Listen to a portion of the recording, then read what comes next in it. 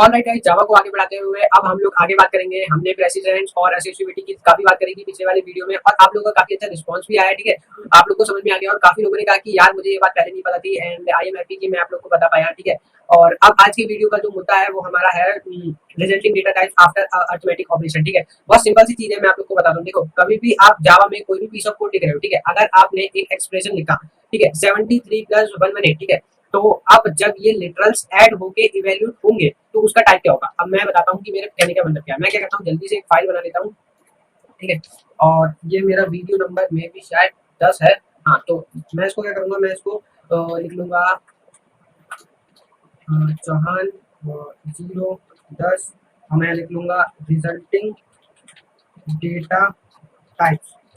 ठीक है, अब इससे क्या होगा, मेरी क्लास बन जाएगी और मैं इसमें क्या करूँगा, अपना मेन का मेथड दे दूँगा। ठीक है, ओके, तो अब मैं क्या करूँगा, इसके अंदर अपना कोड लिखूँगा। ठीक है, अब यहाँ पर मैं क्या करूँगा, यहाँ पे मैं लिखूँगा int A is equal to 654 + 6। ठीक है, अब मैं अगर आपसे पूछूं जो मेरा ए होगा, ठीक है, उसके अंदर रिजल्टिंग डेटा क्या आएगा। अब वो ए एक इंटीजर ही आएगा क्योंकि यहाँ पे मैंने एक इंटीजर लिटरल और एक इंटीजर लिटरल को ही जोड़ा है। ठीक है, तो अब अगर मैं यहाँ पे आऊँ वापस से अपने नोट्स में, ठीक है, तो अब आप लोग यहाँ पे देखो, मैंने एक टेबल बना रखी है जो समराइज करती है रिजल्टिंग डेटा को। ठीक है, किसी भी अरिथमेटिक ऑपरेशन के पास। ठीक है, एक मिनट रुको।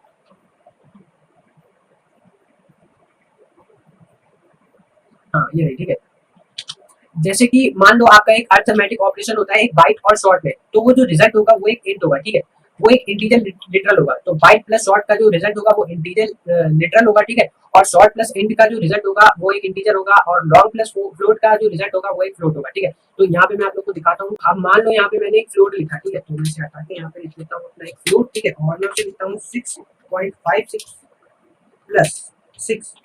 ठीक है, तो यहाँ पे आपने देखा जो एक हमारी जो एक रेड कलर की लाइन आ रही है। अब अगर मैं इसे एफ कर दूंगा तो जो मेरी रेड कलर की लाइन आ रही थी वो चली गई। तो वो क्यों आई थी, तो वो मैं आपको बताऊंगा क्यों आई थी। तो लेकिन मैं यहाँ पे क्या करूंगा, यहाँ पे मैं लिखूंगा, यहाँ पे मैं लिखूंगा int A is equal to 45 + 4 या 5। ठीक है, तो अब क्या होगा कि एक जो हमारा ए है, जाहिर सी बात है 45 + 45, तो मेरे को एक इंटीजर ही मिलने वाला है। अगर मैं 45 + 5 यानी कि अगर मैं लिखूं 50, ठीक है, तो भी मुझे यही मिलने वाला। अगर मैं ऐसे लिखूंगा, अगर डायरेक्ट में लिखूं इंट ए इक्वल टू 50, तो भी मुझे इंटीजर मिलेगा। अगर मैं ऐसे लिखूं तो भी मुझे यही मिलेगा, 50 मिलेगा। ठीक है, तो ये तो समझ में आता है, बहुत ही क्लियर है। ठीक है, तो अगर कभी भी आपके पास एक बाइट है और एक शॉर्ट वेरिएबल है, तो फिर तो जो रिजल्ट होगा वो जो आपका जो रिजल्ट है वो सब में इंट आएगा। ठीक है, एक शॉर्ट वेरिएबल है और एक इंट वेरिएबल है और उनको जोड़ोगे तो एक इंट ही आएगा। तो अगर यहाँ पे मैं बनाई दूं, अगर यहाँ पे मैं लिख दूं suppose byte x is equal to 5, और मैं यहाँ पे लिख दूं int y is equal to 6। ठीक है, और यहाँ पे मैं लिखूँ short z is equal to 8। ठीक है, और अगर मैं यहाँ पे करूँगा int A is equal to y plus z करूँगा। ठीक है, कुछ इस तरीके से, तो जो हमारा 8 और 6 वो 14 आएगा। ठीक है, और ये बहुत स्ट्रेट फॉरवर्ड लगती है देखते हुए। लेकिन अगर मैं यहाँ पे कुछ ऐसा लिख दूँ float b is equal to, ठीक है, और यहाँ पे मैं इसको एक्स ऐड कर दूँ। ठीक है, तो क्योंकि एक फ्लोट लिटरल है, तो जो हमारा ओवरऑल जो लिटरल होगा वो हमारा फ्लोट ही होगा। जाहिर सी बात है, अगर सपोज लिखा है 24 और 24 में अगर आप कुछ ऐड कर रहे हो, अगर मैं यहाँ पे लिख भी देता हूँ, अगर आप 24 या फिर 45 में अगर आप ऐड कर रहे हो कुछ 1.12 पॉइंट, मान लो 12.45, ठीक है, तो जाहिर सी बात है आपको डेसिमल नंबर ही मिलने वाला है। ठीक है, आप लोग समझ रहे हो कि मैं क्या कहना चाह रहा हूँ। तो मैं अपनी चीजें से करता हूँ कमेंट आउट,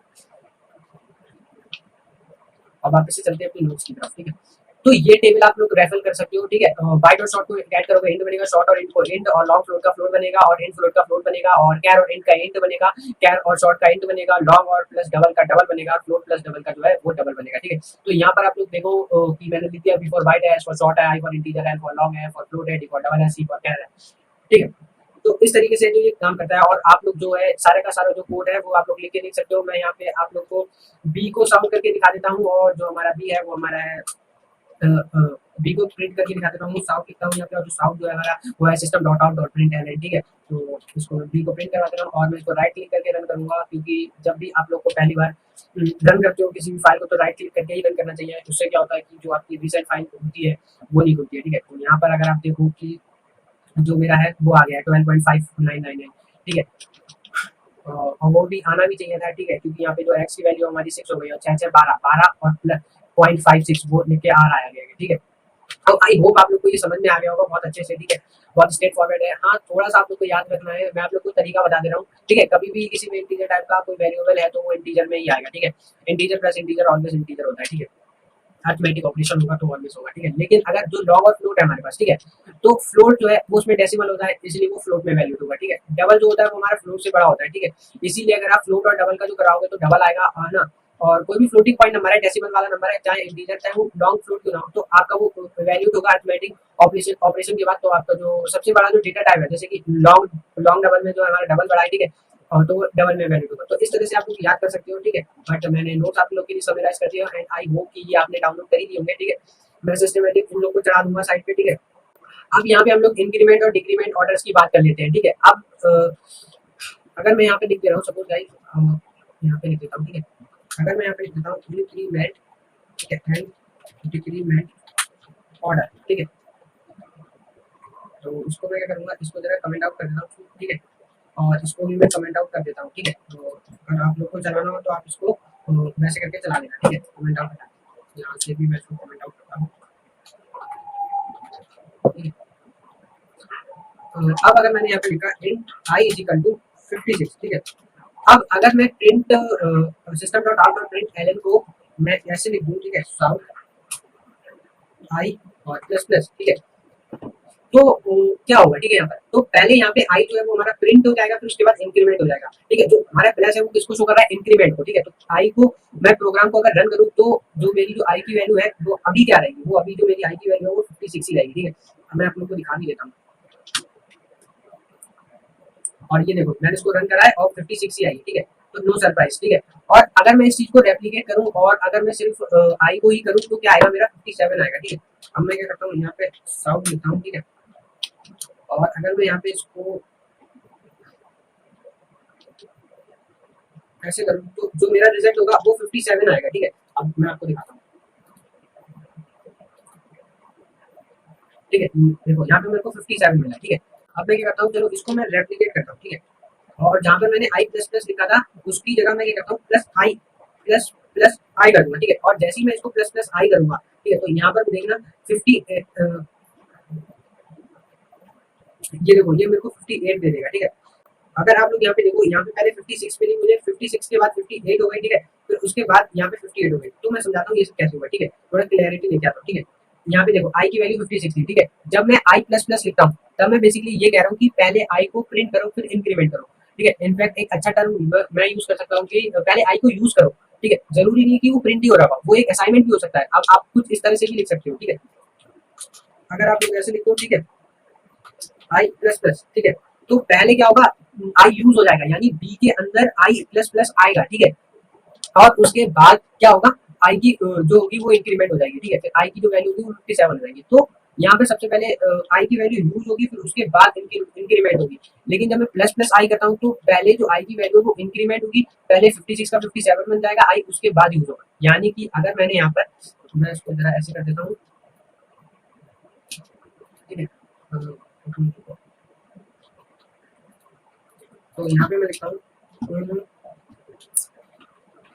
यहाँ पे लिखता हूँ first b is assigned i, then i is increment, ठीक है। पहले बी के अंदर आई आ जाएगा, फिर उसके बाद आई इंक्रीमेंट हो जाएगा। तो ये इस तरह से काम करता है। लेकिन अगर मैंने यही चीज प्लस प्लस आई कर दी होती, यानी कि अगर मैं कुछ इस तरह से लिखता हूँ, तो मैं एक काम करता हूँ, यहाँ पे मैं लिखता हूँ int j is equal to, यहाँ पे मैं लिखता हूँ int j is equal to 67 लिख लेता हूँ, और मैं लिख देता हूँ int c is equal to plus plus और जे, ठीक है। और यहाँ पे मैं लिख देता हूँ फर्स्ट फर्स्ट मैं लिख देता हूँ I is increment, then C is assign, ठीक है, then C is assign J, ठीक है। सबसे पहले जो हमारा जो आई की वैल्यू है वो इंक्रीमेंट होगी, फिर उसके बाद आई नहीं सॉरी जे, जे पहले हमारी जे की वैल्यू इंक्रीमेंट होगी, उसके बाद असाइन हमारा होगा सी इक्वल टू जे हो जाएगा, ठीक है।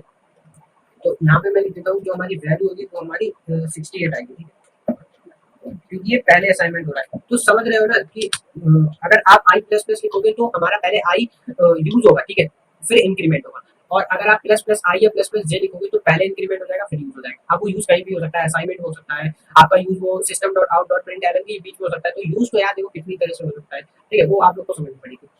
तो यहाँ पर जरूरी नहीं है कि आप लोगों ने असाइनमेंट जो है वो इस तरह से आ रहा हो, प्रिंट हो रहा हो, और भी ऑप्शन आप कर सकते हो, ठीक है। और अरिथमेटिक ऑपरेशन के बीच में भी इनफेक्ट पाया जा सकता है, तो आप उन पे डिसीजन ले सकते हो कि आप लोग को पहले इंक्रीमेंट करना है या फिर उसको वैल्यू को यूज करना है, ठीक है। तो अगर जे प्लस प्लस है तो जे की वैल्यू पहले यूज होगी फिर इंक्रीमेंट हो जाएगा, ठीक है।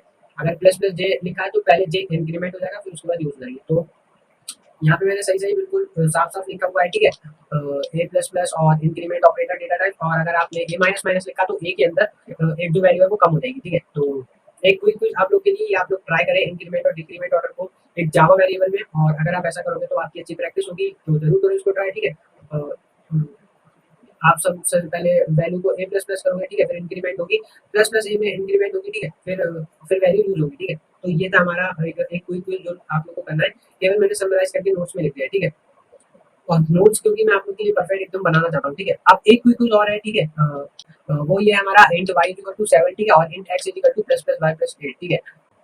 एक मिनट, सॉरी गाइस, ये प्लस की जगह मल्टीप्लिकेशन है, ठीक है, तो ये आप लोग सही कर देना, ठीक है। यहाँ पे जो प्लस है, प्लस की जगह मैंने शायद गलत लिख दिया है, यहाँ पे मल्टीप्लाई होगा, हाँ, आई एम श्योर यहाँ पे मल्टीप्लाई होगा, ठीक है।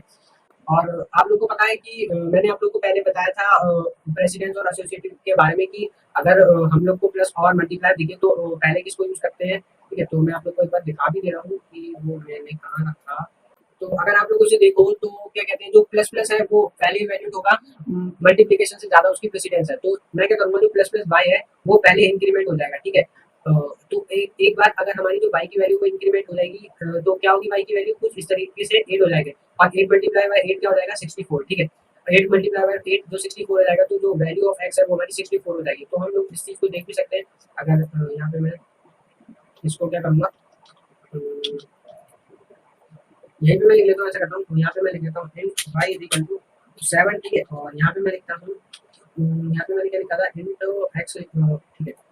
तो मैं यहाँ पे क्या करता हूँ, यहाँ पे लिख देता हूँ y, ठीक है, y sorry plus plus y, और यहाँ पे मल्टीप्लाई बाय 8, ठीक है। अब मुझे देखना है कि इसकी वैल्यू क्या होगी, ठीक है। अब मैं क्या करूँगा, इसको रन करूँगा,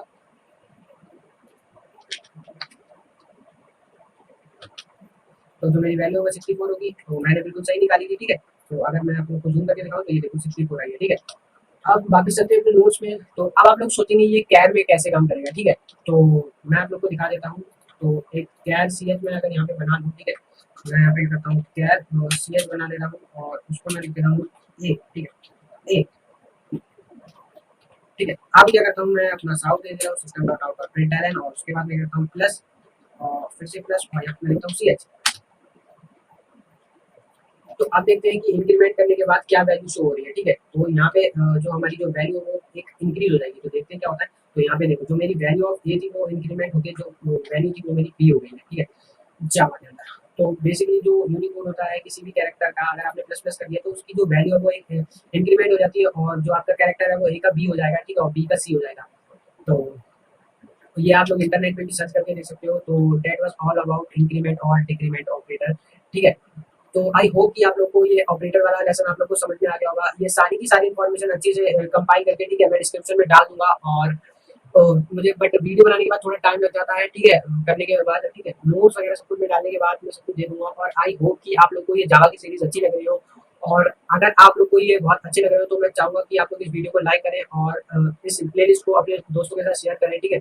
और इंस्टाग्राम पे मुझे टैग करो, इसका स्क्रीनशॉट लेके, तो मुझे बहुत अच्छा लगेगा, ठीक है। और तो मैं आप लोग की स्टोरी वापस से शेयर करूंगा, ठीक है। तो thank you guys, thanks for watching this video, और इस वीडियो को लाइक करना मत भूलना, and I will see you in next time.